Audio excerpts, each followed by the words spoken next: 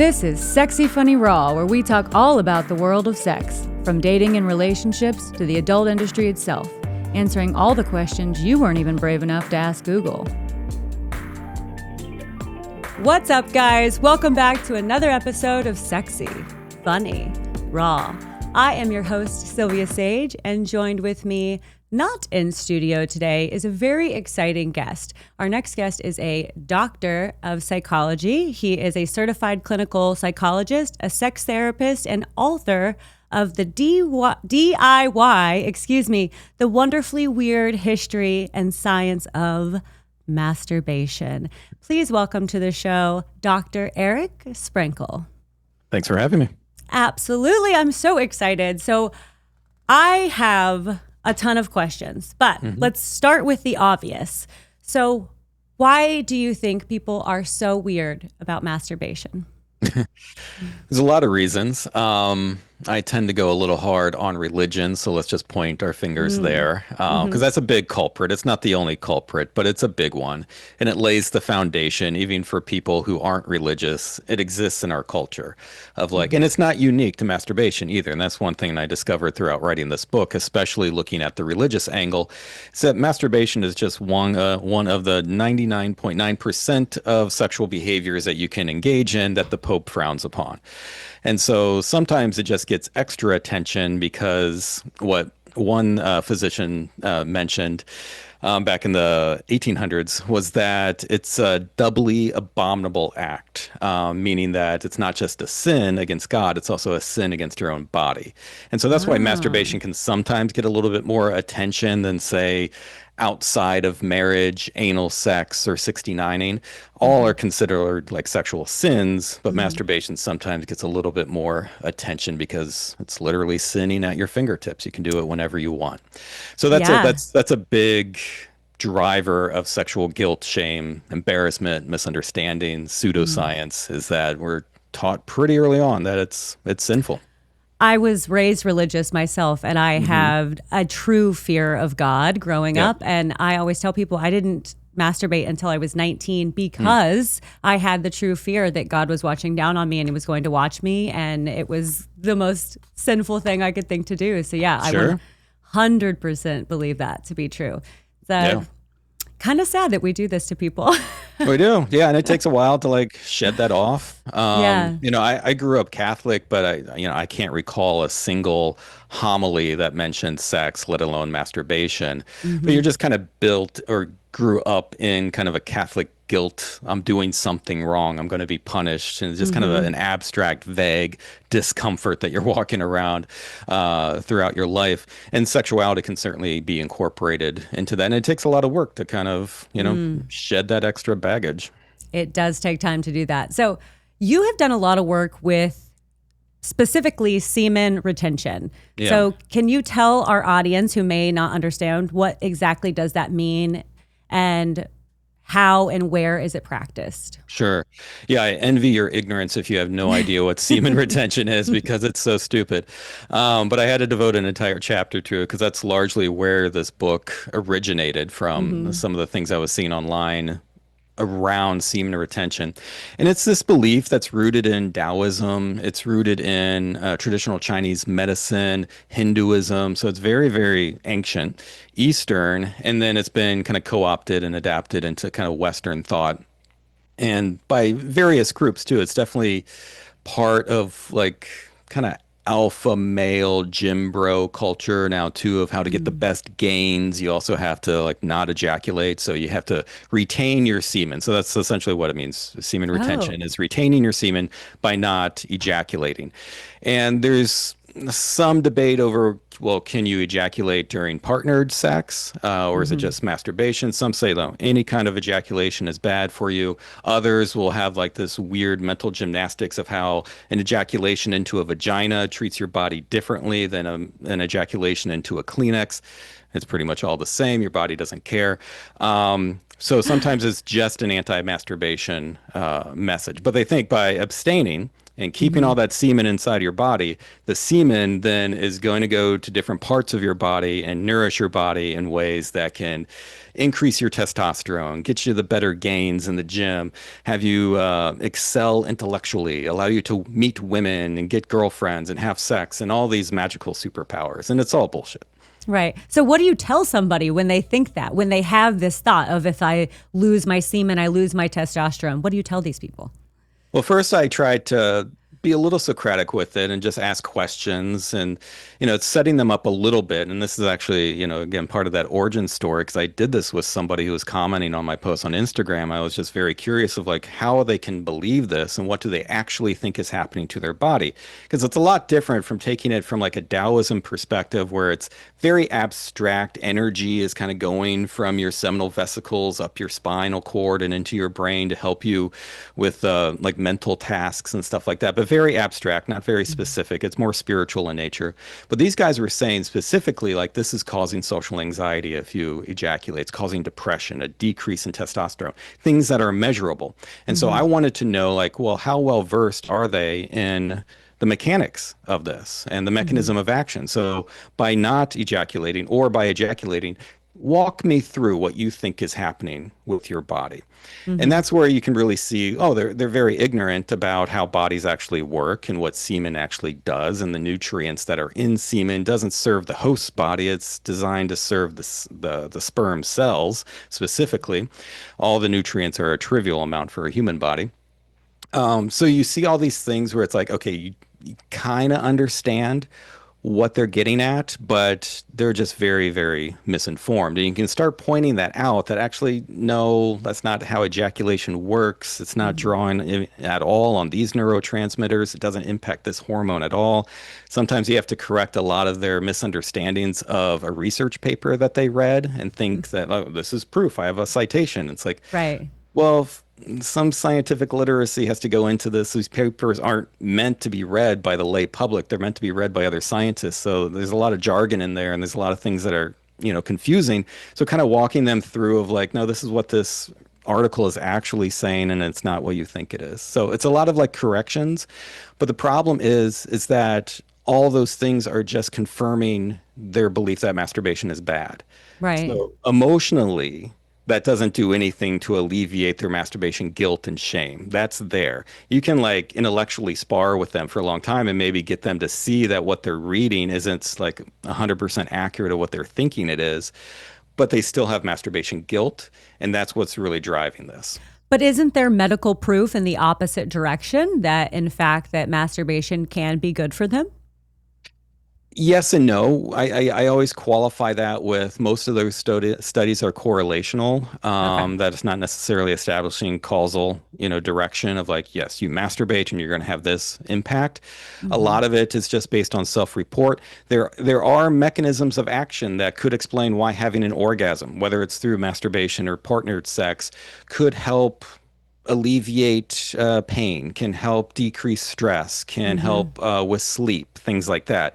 But the big asterisk next to all that I like to say is like results may vary. So everybody reacts a little bit differently to an orgasm. So I don't like to say across the board, masturbation, do it, put it on your health to-do list. It's good for you. It's like results may vary. Do it because it feels good. That's Right. across the board. That's why people do it. But even saying stuff like that, they'll dismiss it, right? So Right. they're just looking for things that will already confirm how they're feeling and then put up walls against, conflicting information. Do you feel like this is just a subject matter that mostly men are facing? Because I feel like as a woman, I've never been told I'm going to lose any levels or lose anything from masturbation. Yeah, it's largely a dude problem. Okay. And that was a surprise for me. Yeah. I went into writing this not even going to like gender anything. I was like, I'm talking about genitals and I'm talking about behavior. But it became clear pretty quickly like how much of this is gendered, especially like the anti-masturbation messaging, because it is so much tied up into masculinity. And this goes back hundreds of years. People were writing about how masturbation is incompatible with masculinity because men should be able to control their emotions And not being able to control your sexual desire means that you're less of a man. You don't have control over yourself. So that was one ding against your masculinity. If you masturbate, you're giving in to a temptation.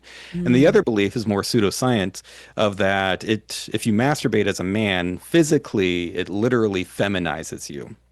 That's where the thing of like it takes away your testosterone and it starts to Ah. feminize you in other physical ways. And so there's like this two-pronged approach of how masturbation is just not compatible with being a man. That is so interesting. Now, this was going to be a later question, only because you just brought this up. I'm going to put this question in now, but you had mentioned something and I don't want to mispronounce it. So I'm going to go find it here in my questions. The Kuro syndrome, where men think that Oh, their yeah. penis is like disappearing and getting smaller. Is that something that they also attribute to Yeah. this masturbation and losing their masculinity?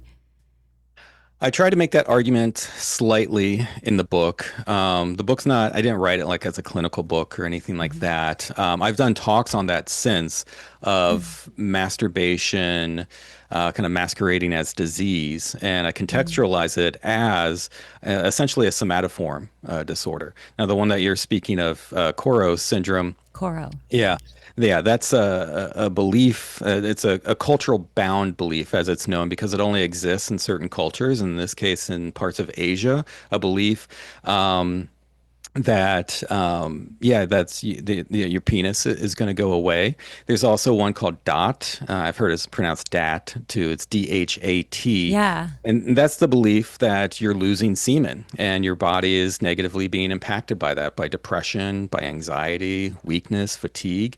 And they think that they're urinating semen out. So there's a concern that they voluntarily can lose semen through masturbation, but they think they're involuntarily losing semen as well. So these are known as cultural bound syndromes.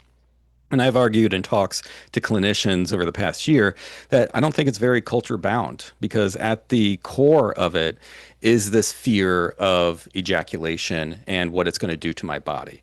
It just manifests differently. I would say every semen retentionist in the United States and in Western Europe have like that kind of dot syndrome that's only recognized in India and Pakistan. I don't think it's local there. It may be local in certain ways, maybe like worrying that you're urinating semen out, but the underlying fear of ejaculating and how it's negatively impacting your body, at least what you believe it is to be, that's pretty universal. So is there any study saying that, like, obviously we know as women our eggs age and reach a certain point where they're no longer fertile. Is there a limit to how long a man's sperm is going to be good? And is there anything that says that if he holds in the sperm for any longer that he'll be able to keep something to, like, I'm thinking in my head that that's how they want to pass down, you know, their next generation. And that's what their thought process and saving.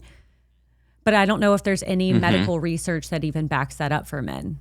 This is Yeah, there isn't. That is definitely a belief. I've seen that too of like save your seed for your future wife and be like, oh, what a great wedding present. 20 years of just stored up spunk. something tells me that has a musky smell, and I don't know why. Right. Right. But that's the illiteracy because they think, you know, their testicles are just swelling with like 20 years of sperm cells. It's Okay. like, no, your body eats it.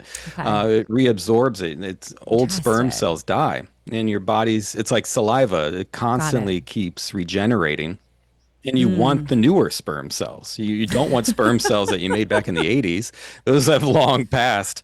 You want the sperm cells Okay. that you've made like this week. And granted, there's a long process of them being developed in the testes before they mature into the epididymis. But you want them fresh. Now, in terms of abstaining in order to increase the likelihood of conception, if you're actually trying to have a baby, research on that says anywhere between like 2 to 3 days of abstinence Okay. is kind of maybe a good window. And that just is Yeah. to increase volume. But then you also have to, like, just because you have a lot of volume doesn't mean you have good quality sperm in there. And so it is like another function of ejaculating is to make sure that you're weeding out some of the dumb sperm cells in there that aren't going to be the greatest swimmers Okay. when they are ejaculated. So 2 to 3 days, typically, from what I've read, this isn't set in stone. From what I've read, just 2 to 3 days of abstinence of any kind of ejaculation can get you a good balance of volume and quality. And that's a far cry from what's being recommended in some of these anti-masturbation and semen retention threads where they're like, you need to, save for 30 days. I'm like, that's not doing you anything other than probably I was just about to say, you're self-imposed just walking around frustration. with a lot of pissed off people. That's the only thought that I have. Exactly. Yeah. Yeah. Yeah. It's their own cross to bear. It's like, you can Yeah. let that down anytime. Go have an Yeah. ejaculation, chill out. You'll be So you fine. do work with a lot of couples, right? When I did clinical work, Okay. yeah, I'm an academic now, and I have Got been. it. I'm starting my 15th year. But prior to going into academia, I worked full time as a clinician. Yeah, I saw a lot of couples at that time. So what you did mention that even couples that have been married for years are not sharing their own masturbation techniques or rituals with each other. Like they're not telling each other when they're masturbating or almost hiding it from them, which to me Right, right. seems kind of absurd. I think anytime I have a partner, I tell them I'm masturbating just so they know, like, hey, thinking about you. But Right, right. so it's crazy to me that anyone, especially a long-term marriage, would hide the fact that they're masturbating from someone. What do you think that is and why? Yeah, that was a big surprise to me when I was doing clinical work, and that kind of just shows kind of the little perverted social bubble I live in. That there are people Same. out there outside of that bubble that never talk about jacking Yeah. off or having orgasms and stuff. And so I remember doing an assessment on a couple, and they were coming in probably for some like desire discrepancy, dissatisfaction, a pretty common thing like that. And I asked, and they were both there and together, and I asked each one of them, like, how often do you masturbate and things like that. We're going down that road. And they just both got like beet red. And apparently they had never talked about it. And now this was a couple like in their 60s, and they had been together since their 20s. So right, Wow. 40 years of togetherness, having sex, having the ability to seek out a sex therapist Yeah. to improve their sex life, right? So they are overcoming some hurdles that a lot of people even can't overcome to talk about sex. Never mentioned masturbation. They both masturbated, never acknowledged it Wow. to one another. So it's just a shame. And you see that a lot in couples of like an embarrassment that goes with it. It feels like it's a second rate kind of behavior, a little embarrassing. Some may think it's cheating, be like, oh, or a sign that there's something wrong with the relationship. It's like, oh, why are you doing that when we could be having sex? And it's like, it's different motivations. It is, yeah. It meets different needs. Partnered sex can't meet solo needs, and solo needs can't always be met through partnered sex. So there's a lot of explaining that can go into that, but just the resistance of talking about it is quite profound among couples of just not even acknowledging it. And so therefore then they start masturbating in secret, and that's where a lot of conflict can come if like, oops, found your spouse's stash of nun porn on the internet here, or walked into them, caught them red-handed, literally, and then it's like, then it feels like a betrayal because they've been keeping this secret, and it's actually less about the masturbation and more about the secret keeping and betrayal. But that's not pleasant for couples to be hiding things like that. No, and that's where I was going to go next was the porn thing. So hiding your masturbation and hiding maybe a porn addiction or just even a porn habit, because I have a hard time believing that it's, I mean, I'm sure people are addicted to a lot of things. I just don't necessarily, as a porn performer myself, don't see all of the negative behind being a porn consumer. How do you address it with couples when one person is wanting to obtain porn and the other person is so anti-porn? Yeah, so a lot of times when couples would come in with this, it would be under the addiction kind of self-diagnosis, usually. And I'll gender it because this is how it was in my clinical work. Married heterosexual couple, wife catches the husband with some type of porn. Caught him red-handed, saw browser history, saw something, right? Got upset. Accusations started flying. Now he's a porn addict. He accepts that because that's the easiest explanation for him too. That, oh, this is a disease, and I'll seek treatment for it. Right? I'll get better. I promise. I'll do my little 15 minutes of shame, and I'll get say my Hail Marys. Will be good. Right. Yeah, I'll be rehabilitated in no time. So working through that, you quickly learn that one, porn had little to do with the actual conflict in the relationship. The conflict was rooted in this secret sex life that the husband had, even though the sex life was just with himself, right? And fantasy and porn. That was the problem, that his wife was completely unaware that he was getting sexual needs met outside of their bedroom together. So it's recognizing that we are all individually sexual beings. Right. And that does not turn off just because we enter into a relationship. Mm-hmm. So now we just have to be open and honest of how do we still navigate this relationship, even if we're monogamous. I'm not saying this is incompatible with monogamy, but how can we navigate having individual desires, individual fantasies that may not involve our current partner or may Mm-hmm. not be in the mood to have partnered sex. It's a lot easier to go in the bathroom and just jack off for 10 minutes or less. I was going to say 10. That is a time spent. I know. Yeah, that's a long time. Yeah, so we were looking at then having these couples be very open and honest to like what their actual individual needs are and how that can exist in a healthy way in their relationship, and really drawing that difference between secrecy, which is you denying something is happening and your partner doesn't know, versus privacy, which is yeah, knowing that my partner masturbates, but they don't have to like keep track of it and give me a Right. recap. You don't have to announce every time that, okay, I'm going to go masturbate now. You can if you want to, right? But it's not necessary. That's a private behavior, right? And then sometimes there's just, even after going through all that, there's just this incompatibility that one person is absolutely not. That is like wrong. That's immoral. That's Mm-hmm. cheating. But the other person is like, I like touching my genitals, Right. sometimes. And then you just have to be like, well, is this a big enough difference where this relationship isn't going to work out? And that, Yeah. it could be. That could be an issue where it's just not resolvable. Yeah. Would you ever recommend like a mutual masturbation situation for a couple that is uncomfortable with masturbation to kind of bring them together in this moment?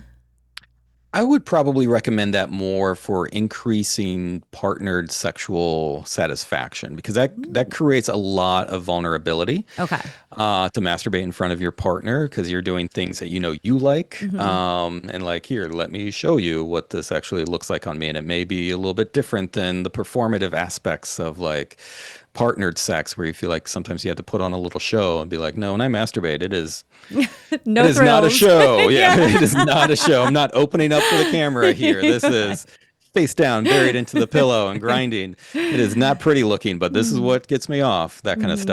stuff. So it's very vulnerable to have that, but that can really increase that oftentimes even unspoken communication that's necessary for satisfaction in partnered sex, just so you learn how your partner's body responds to touch. And Yeah. then it can be a teaching tool too of like, oh yeah, if we're going to do hand stuff, this is how I like my genitals touched and Yeah. stroked. And it was way different than when you were just improvising. It still felt good, but it wasn't efficient to get me to where I need to be. Yeah. So yeah, I recommend it for like couple satisfaction, Okay. less so to kind of normalize what masturbation is. I mean, I can see the utility of that, I just but I think, sorry, I don't mean to cut you off. no, go ahead. I just think in my mind, I'm so turned on by watching a partner masturbate. I love a Yeah, mutual masturbation. It's one of my go-to moves, especially yeah. if it's a new partner and they haven't been tested yet. I'm like, well, I won't Hmm. fuck you, but let's masturbate together. Let's get off together. Like I really Yeah. love that and I love watching it, and to me, it kind of normalized masturbation because I had such a fear of masturbation. For me, Hmm. watching another person watch me and vice versa, I'm like, oh, this is a nice turn on, and I don't look at it negatively any longer. I look at it as two people getting off, and it's just a beautiful moment. Yeah, absolutely. Yeah, I think when we start putting like penile vaginal intercourse as kind of like the top tier in the sexual hierarchy, the Hmm. best behavior that we should all be striving toward, we kind of dismiss the pleasure and the excitement of all the other sexual behaviors, mutual masturbation being one. Yeah, it Hmm. can be fucking hot and exciting. Yes. And I can see how it can certainly be beneficial, like you just explained.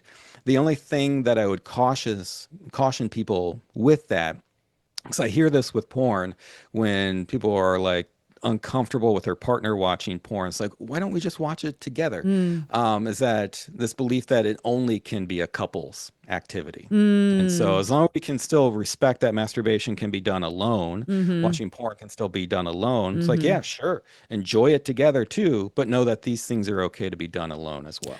Yeah. Also, I would want to watch different porn with my partner than I would want to Hmm. watch solo, because solo, I gotta break it to the men. I'm watching gay porn, man on man, Yeah. as I want to Yeah. imagine myself in the middle, and I can't Hmm. imagine that my partner would get off in the same way. That's Yeah. why I would want to watch, maybe an orgy scene with my partner or something of that nature, instead of what I would typically enjoy. So I do think it's nice to have your thing and then the thing with your partner.